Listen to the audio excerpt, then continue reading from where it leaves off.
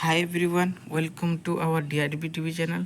ଆଜି ସକାଳର important news. ଆଜି ହେଉଛି ସେପ୍ଟେମ୍ବର 4 ତାରିଖ। ସକାଳର ଇମ୍ପୋର୍ଟାଣ୍ଟ ନ୍ୟୁଜ୍ ବିଷୟରେ ଜାଣିନେବା, ଯାହାକି ସମସ୍ତଙ୍କ ଓଡ଼ିଶାବାସୀମାନଙ୍କ ପାଇଁ ଜାଣିବା ନିହାତି ଦରକାର। ବେଶୀ ନାହିଁ, ଇମ୍ପୋର୍ଟାଣ୍ଟ ନ୍ୟୁଜ୍ ଗୁଡ଼ିକ ଆମେ ହେଡ଼ଲାଇନ୍ ବିଷୟରେ ଆମେ ଜାଣିନେବା। ପ୍ରଥମେ ଦେଖନ୍ତୁ ଚାଷୀଙ୍କ ପାଇଁ ବଡ଼ ଖବର। କ୍ୟାବିନେଟ୍ ମିଟିଂରେ ହେଉଛି ଚାଷୀଙ୍କ ପାଇଁ ହେଉଛି 14 କୋଟି ଟଙ୍କାର ନୂଆ ଯୋଜନାକୁ ଅନୁମୋଦନ କରିଛନ୍ତି ପ୍ରଧାନମନ୍ତ୍ରୀ ନରେନ୍ଦ୍ର ମୋଦି। ଏହା ଚାଷୀମାନଙ୍କ ପାଇଁ ବଡ଼ ଖବର। ଦେଖ ପରବର୍ତ୍ତୀ ନ୍ୟୁଜ୍ କ'ଣ ଅଛି। ଦେଖନ୍ତୁ ଆମ ଓଡ଼ିଶାରେ କ'ଣ ହେଇଛି ନା, ଯେଉଁ ପାନ ମସଲାରେ ସବୁଠାରୁ ଅଧିକ ବା ହାଏଷ୍ଟ GST କଲେକ୍ସନ୍ ହୋଇଛି।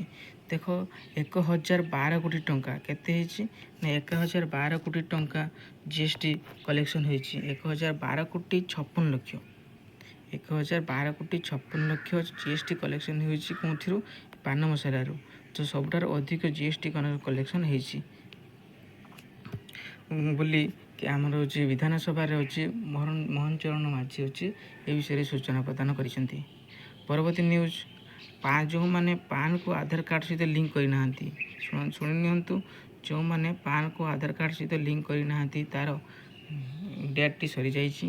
ତ ଏବେ ଯେଉଁମାନେ ପାନ୍କୁ ଆଧାର କାର୍ଡ଼ ସହିତ ଲିଙ୍କ କରିବେ ସେମାନଙ୍କୁ 1000 ଟଙ୍କା ଜୁରିମାନା ଦେବାକୁ ପଡ଼ିବ। ସମସ୍ତେ ଜାଣି ନିଅନ୍ତୁ, ଯେଉଁମାନେ ପାନ୍କୁ ଆଧାର କାର୍ଡ଼ ସହିତ ଲିଙ୍କ କରିନାହାନ୍ତି ସେମାନଙ୍କୁ ଏବେ ଯଦି ପାନ୍କୁ ଯଦି ଆଧାର କାର୍ଡ଼ ସହିତ ଲିଙ୍କ କରିବେ ସେମାନଙ୍କୁ 1000 ଟଙ୍କା ଜୁରିମାନା ଦେବାକୁ ପଡ଼ିବ। ପରବର୍ତ୍ତୀ ନ୍ୟୁଜ୍, ଦେଖ କୃଷକଙ୍କ ପାଇଁ ମୋଦି ସରକାରଙ୍କର ବଡ଼ ନିଷ୍ପତ୍ତି। କୃଷକଙ୍କ ପାଇଁ ଯେଉଁମାନେ ଅଛି କୃଷକ ସେମାନଙ୍କ ପାଇଁ ମୋଦି କ'ଣ ହେଉଛି ନିଷ୍ପତ୍ତି ନେଇଛନ୍ତି ନା, ସେମାନେ ହେଉଛି ଡିଜିଟାଲ ମିଶନ ଜରିଆରେ ସେମାନେ କୃଷି ପାଇଁ ପ୍ରଦାନ କରିବା ପାଇଁ ସୂଚନା ପ୍ରଦାନ କରିଛନ୍ତି। କେମିତି ଡିଜିଟାଲ ମିଶନ ପ୍ରୋସେସରେ କେମିତି କୃଷି କରାଯିବ ସେ ପାଇଁ ସେମାନେ ଗୋଟେ ବ୍ୟବସ୍ଥା ଆଣିବେ ବୋଲି କହିଛନ୍ତି। ପରବର୍ତ୍ତୀ ଦେଖନ୍ତୁ, ଆମ ଓଡ଼ିଶାରେ ଏବେ ହେଉଛି ଇଏର ଆଶଙ୍କା ବଢ଼ିଯାଇଛି। ଯେଉଁମାନେ ଅଛି ମାନେ ଆତ୍ମହତ୍ୟାର ବହୁତ ହେଉଛି ବଢ଼ିଯାଇଛି। ପିଲାମାନେ ବହୁତ ଡିପ୍ରେସନରେ ରହି ବହୁତ ଆଶଙ୍କାରେ ଫିଲ୍ କରୁଛନ୍ତି ବୋଲି ମୋହନ ଚରଣ ମାଝୀ କହିଛନ୍ତି। ଯେ ଆଜି ଯାଏଁ ହେଉଛି ତୁମେ ଜାଣିଥିବ ହେଉଛି 2023ରେ ସର୍ବାଧିକ ହେଉଛି 104 ଛାତ୍ରଛାତ୍ରୀ ଆତ୍ମହତ୍ୟା କରିଥିଲେ। ଏବେ 2023ର ଏବେ ହେଉଛି 2004 ଆତ୍ମହତ୍ୟା କରିଛନ୍ତି ବୋଲି ମୋହନ ଚରଣ ମାଝୀ ସୂଚନା ଦେଇଛନ୍ତି। ତାର କାରଣ ଓ କ'ଣ ପାଇଁ ଏମିତି ହେଉଛି ସେ ବିଷୟରେ ତଦନ୍ତ କରିବା ପାଇଁ ମୋହନ ଚରଣ ମାଝୀ କହିଛନ୍ତି। ପରବର୍ତ୍ତୀ ନ୍ୟୁଜ୍, ବନ୍ଦ ହୋଇଯିବ ହେଉଛି ଡିଜେଲ କାର୍।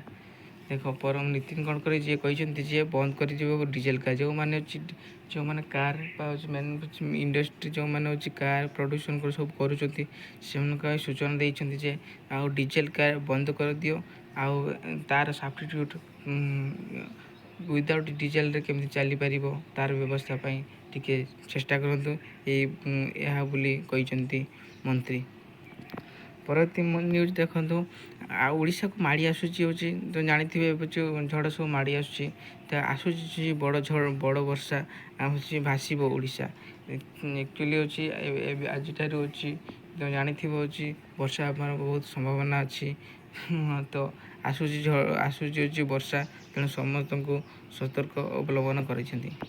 ପରବର୍ତ୍ତୀ, ଗୃହରେ ହିନ୍ଦୀକୁ ମନା। ଦେଖ ବିଧାନସଭାରେ ହେଉଛି ହିନ୍ଦୀକୁ ମନା କରିଛନ୍ତି।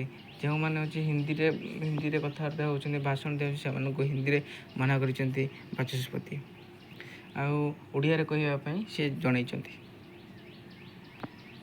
ଦେଖ ପରବର୍ତ୍ତୀ ନ୍ୟୁଜ୍, ଯେଉଁମାନେ କ୍ରେଡ଼ିଟ୍ କାର୍ଡ଼ରେ ଏବେ ହେଉଛି ତା'ର ଭ୍ୟାଲୁ ବଢ଼ିଯାଇଛି। ଯେଉଁମାନେ କ୍ରେଡ଼ିଟ୍ କାର୍ଡ଼ କରିଛନ୍ତି ସେମାନଙ୍କର ଜଣାପଡ଼ୁଛି ଯେ ସେମାନଙ୍କର ଖର୍ଚ୍ଚ ଅଧିକ ବଢ଼ିପାରେ। ଯେମିତି ତାଙ୍କର ଖର୍ଚ୍ଚ ଥିଲା ନା ସେମିତି ତା'ଠାରୁ ଅଧିକା ବଢ଼ିଛି। କ୍ରେଡ଼ିଟ୍ କାର୍ଡ଼ରେ ଥ୍ରୋରେ ଲୋକମାନଙ୍କର ଖର୍ଚ୍ଚ ବଢ଼ିଛି। ଆଉ ଏବେ ହେଉଛି କ୍ରେଡ଼ିଟ୍ କାର୍ଡ଼ରେ ବହୁତ ସର୍ବାଧିକ ଟ୍ରାଞ୍ଜାକ୍ସନ୍ ହେଉଛି। ଗୋଟେ ଲୋକ ବହୁତ ଟ୍ରାଞ୍ଜାକ୍ସନ୍ କରୁଛନ୍ତି। ଦେଖ ସୁଭଦ୍ରା ପାଇଁ ଲଞ୍ଚ ହେଲା ଅଛି ପୋର୍ଟାଲ୍। ତ ଜାଣିଛ ସୁଭଦ୍ରା ପାଇଁ ଲଞ୍ଚ ହୋଇଯାଇଛି। କାଲିଠାରୁ ହେଉଛି ତୁମର ହେଉଛି ଲାଗୁ ହୋଇଯାଇଛି ଲାଗୁ ହୋଇଛି। ଫର୍ମ ବି ମଧ୍ୟ ପୂରଣ କରି ଠିକ୍ ଭାବରେ ତୁମର ସବମିଟ୍ କରିଦେବ। ସବମିଟ୍ କଲା ପରେ ସରକାର ଯେଉଁ ପ୍ରତିଶ୍ରୁତି ଦେଇଛନ୍ତି 17 ତାରିଖରେ ଅଛି ପ୍ରଥମ କିସ୍ତି ମିଳିବ। ତୁମେମାନେ ଜାଣିବା ଦରକାର। ଦେଖ ଯେ ସୁଭଦ୍ରା ଯୋଜନା ଇମ୍ପୋର୍ଟାଣ୍ଟ କଥାଟି ହେଉଛି ତୁମେମାନେ ହେଉଛି ଭଲ ଭାବରେ ଫର୍ମଟି ପୂରଣ କରିବ। ତା ସହିତ ଆଧାର କାର୍ଡ଼ ମ୍ୟାଣ୍ଡେଟୋରୀ ଜାଣିଥିବ। ଆଧାର କାର୍ଡ଼ ସହିତ ତୁମର ମୋବାଇଲ ନମ୍ବର ଲିଙ୍କ୍ ଅଛି। ଆଧାର କାର୍ଡ଼ ସହିତ ହେଉଛି ତୁମର ହେଉଛି ବ୍ୟାଙ୍କ ଆକାଉଣ୍ଟ ଲିଙ୍କ୍ ରହିବା ଦରକାର। ସେହିସବୁ ଯଦି ନ ଅଛି ଟିକେ ଭଲ ଭାବରେ କରିକି ପୂରଣ କରି ସବମିଟ୍ କରିଦିଅନ୍ତୁ। ନହେଲେ ପରେ ପ୍ରୋବ୍ଲେମ୍ ହେଇଯିବ। ତେଣୁ ଆଉ ତୁମେମାନେ ଜାଣିଥିବ ହେଉଛି ସରକାର ହେଉଛି ଯେ ପ୍ରଥମେ ଯେତେ ପ୍ରତିଶ୍ରୁତି ଦେଇଥିଲେ ସୁଭଦ୍ରା ଯୋଜନା ସମସ୍ତଙ୍କୁ ପଇସା ମିଳିବ। ତୁମେ ଜାଣିପାରୁଥିବ ସେଥିପାଇଁ ବହୁତ ରାଶି ଆବଶ୍ୟକ। ତେଣୁ ଏବେ ହେଉଛି ଯେହେତୁ ସରକାର ହେଉଛି ପ୍ରତିଶ୍ରୁତି ଦେଇଥିଲେ ସେଇଥିପାଇଁ ସିଏ ଏବେ ସେଇଟାକୁ ପାଳନ କରୁଛନ୍ତି। ତୁମେ ଜାଣିଥିବ। ତେଣୁ ଭଲ ଭାବରେ ତୁମେମାନେ ପୂରଣ କରି ଦେବ। ନହେଲେ ତୁମର କଟିଯିବାର ବହୁତ ସମ୍ଭାବନା ରହୁଛି। କାରଣ ବହୁତ ଲୋକ ଏଥିରେ ବଞ୍ଚିତ ହେବେ ବୋଲି ଜଣାପଡ଼ୁଛି।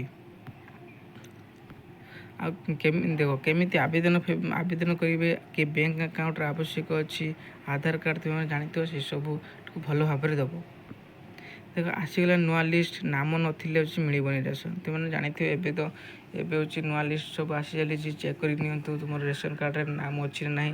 ଯଦି ନାହିଁ ତାକୁ ଏବେ ତୁରନ୍ତ ହୋଇପାରୁଛି ତାକୁ ଠିକ୍ କରିଦିଅନ୍ତୁ। ଆଉ ତୁମେ ଜାଣିଥିବେ ଏବେ ରେସନ୍ କାର୍ଡ଼ରେ ସବୁ ହେଉଛି ତୁମର ହେଉଛି ବାୟୋମେଟ୍ରିକ୍ KYC ଅପଡ଼େଟ୍ ହେଉଛି। ଯଦି ତୁମେମାନେ କରିନାହ ଜଲ୍ଦି ଯାଇ କରିନିଅନ୍ତୁ। ଟାଇମ୍ ଅଛି ବଟ୍ କରିନିଅନ୍ତୁ।